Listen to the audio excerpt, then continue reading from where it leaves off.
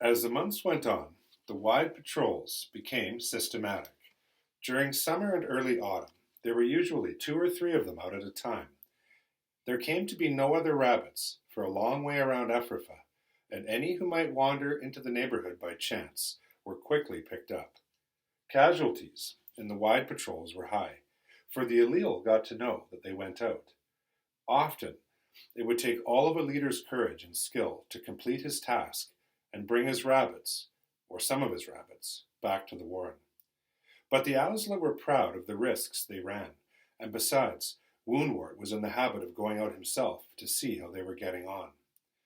A patrol leader, more than a mile from Ephrata, limping from hedgerow to hedgerow in the rain, would come upon the general, squatting like a hare under a tussock of flowers, and find himself required then and there to report what he had been doing or why he was off course. The patrols were the training grounds of cunning trackers, the swift runners, and the fierce fighters, and the casualties, although there might be as many as 5 or 6 in a bad month, actually suited Woundwort's purpose, for numbers needed to go down, and there were always fresh vacancies in the Owsla, which the younger bucks would do their best to be good enough to fill. To feel that rabbits were competing to risk their lives at his orders gratified Woundwort, although he believed, as did his council and his Owsla, that he was giving the warren peace and security at a price which was modest enough. Nevertheless, this evening, as he came out from among the ash trees to talk to Captain Sherville, the general was feeling seriously concerned about several things.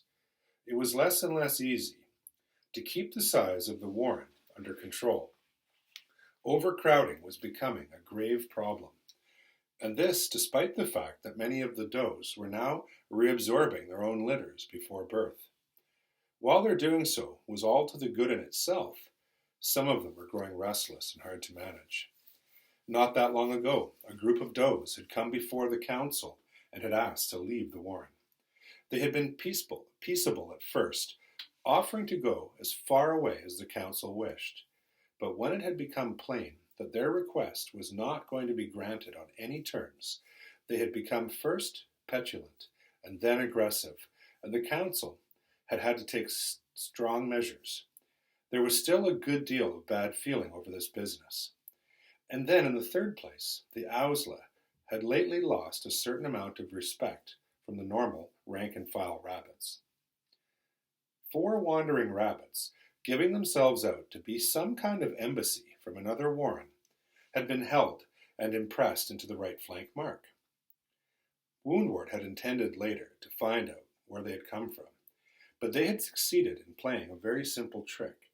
They had fooled the mark commander, they had attacked his sentries, and they escaped at night. Captain Buglos, the officer responsible, had, of course, been demoted and expelled from the Owsla. But his disgrace, though very proper, only added to the general's difficulties. The truth was that Ephrata had become, for the time being, short of good officers. Ordinary Owsla sentries were not hard to find, but officers were another matter, and he had lost 3 in a month. Buglos was as good as a casualty. He would never be able to hold rank again. But even worse, Captain Charlock, a brave and resourceful rabbit, while leading the pursuit of these fugitives, had been run down on the iron road by a train, a further proof, if any were needed, of the wicked malice of men. And worst of all, only 2 nights ago, a patrol, which had been out to the north, had returned with the shocking news that its leader, Captain Mallow, an officer of exceptional prestige and experience, had been killed by a fox. And it was a very strange business. The patrol had picked up the scent of a large party of rabbits, evidently coming towards Ephrata from the north. They had been following it, but had not yet sighted their enemy, when suddenly a strange rabbit had burst in upon them, as they were nearing the edge of some woodlands. They had, of course, tried to stop him, and at that moment the fox, which had apparently been following this rabbit closely, came in from the open meadow beyond, and had killed poor Mallow in an instant. All things considered, the patrol had come away in good order, and Groundsel, the second in command, had done well. But nothing more had been seen of this strange rabbit, and the loss of Mallow, with nothing to show for it, had upset and demoralized the Owsla a great deal. Other patrols had been sent out at once, but all that they had established was that the rabbits from the north had crossed the Iron Road and disappeared southwards. It was intolerable that they should have passed so close to Ephrata and gone on their way without being apprehended. Even now, they may possibly be caught, if only there were a really enterprising officer to be put in charge of such a search. They would certainly need the most enterprising officer, Captain Campion perhaps, for patrols seldom crossed the Iron Road and the wet country beyond. The country near the river was only partly known. Woundwort would have gone himself, but with the recent disciplinary troubles in his warren, he could not take the risk, and Campion could not be spared just now.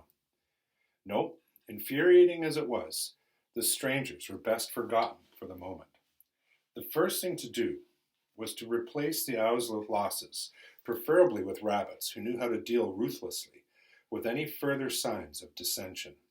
They would simply have to promote the best they had got, pull in their horns for the time being, and concentrate on training until things got back to normal. Woundwort greeted Captain Sherville rather abstractedly, and went on, turning over these problems in his mind. "What are your sentries like, Sherville?" he asked at length. "Do I know any of them?" "Oh, they're a good lot, sir," replied Sherville. "You know Marjoram. He's been on patrol with you as a runner, and I think you might know Moneywort." "Yes, I know them," said Woundwort, "but they wouldn't make officers. We need to replace Sharlock and Mallow. That's what I'm getting at." "Well, that's going to be difficult, sir," said Sherville. "That sort of rabbit doesn't just hop out of the grass." "Well, they're going to have to hop from somewhere," said Woundwort. "You better think about it and tell me any ideas that occur to you. Anyway, I want to go around to visit your sentries now. Come with me, will you?" And they were about to set off when a third rabbit approached, none other than Captain Campion himself. It was Campion's principal duty to search the outskirts of Ephrata each morning and evening and to report anything new, the tire mark of tractors in the mud, the droppings of a sparrowhawk, or the spreading of fertilizer on a nearby field. He was an expert tracker. He missed little or nothing, and was one of the very few rabbits for whom Woundwort felt genuine respect. "Do you want me?" said Woundwort, pausing. "Well, I think so, sir," replied Campion. "We've picked up a stranger and brought him in." "Where was he?" "Down by the archway, sir, just this side of the Iron Road." "What was he doing?" "Well, sir, he says he's come a very long way on purpose to join Ephrata, and that's why I thought you might like to see him." "He wants to join Ephrata?" asked Woundwort, puzzled. "That's what he says, sir." "Well, why can't the council see him tomorrow?" "As you like, sir, of course, but he strikes me as being a bit out of the ordinary. I would say he could be a distinctly useful rabbit." Said Woundwort, considering. "Well, all right. I haven't got long, though. Where is he now?" "Where the paths cross, sir, at the Crixa. About 50 yards away. 2 of my patrol are with him." And Woundwort made his way back to the Crixa. Sherville, being on duty with his mark, remained where he was.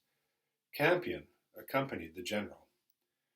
At this hour, the area where the paths crossed was all green shade, with red gleams of sun that winked through the moving leaves, and the damp grass along the edges of the paths was dotted with spikes of mauve bugleflower, and yellow archangels flowered thickly. And under an elderberry bush, on the far side of the tracks, 2 Auslafa, or council police, were waiting, and with them was the stranger. Woundwort saw at once what Campion had meant. This stranger was a big rabbit, a heavy build, but alert, with a rugged, seasoned appearance and the look of a tough fighter. He had a curious thick growth of fur, a kind of topknot on the crown of his head, and he stared at Woundwort with a detached air, which the general had not encountered for a long time. "Who are you?" said Woundwort. My name is Thlaley, replied the stranger. Thlaley, sir, prompted Campion, but the stranger said nothing further. The patrol brought you in, I'm told. What were you doing? I've come to join Ephrafa. Why? Well, I'm surprised you ask. It's your warren, isn't it? Is there anything odd about someone wanting to join? Woundwort was not impressed. He was no fool, and it was, he could not help feeling, extremely odd that any right-minded rabbit should choose to walk into Ephrafa of his own accord, but he could hardly say so. Well, what could you do for me?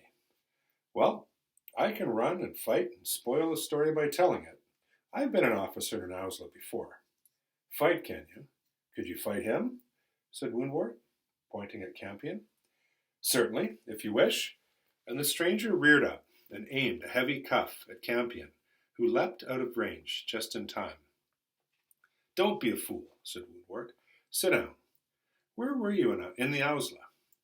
Oh, somewhere far away. Our warren destroyed by men, but I escaped. I've been wandering some time. It won't surprise you that I've heard of Ephrafa, and I've come a long ways to join it. I thought you might have some use for me here. Are you alone?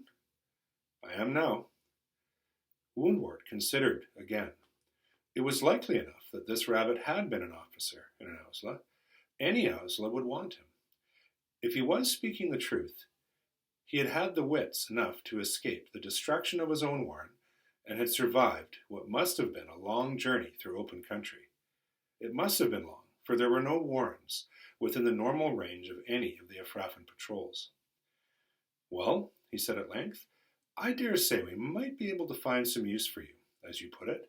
Campion here will look after you tonight, and tomorrow morning you'll come before the council. Meanwhile, please don't start a fight. We can give you plenty to do without that. Very well.